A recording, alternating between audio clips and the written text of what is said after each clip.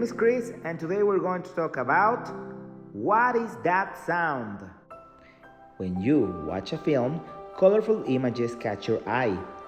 However, there is another important element in any TV program: the sounds. In theater, sounds are also essential part of every play. Do you know why? What sounds can you hear in a play? Sound effects are every sound made in theater plays and movies.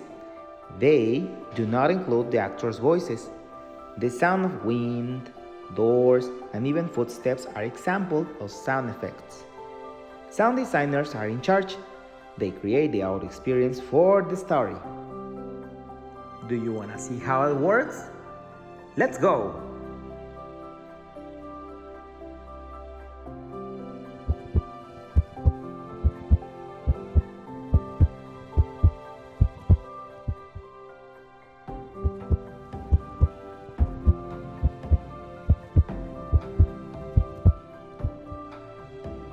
As you can see, sound designers search for all the sounds in the script.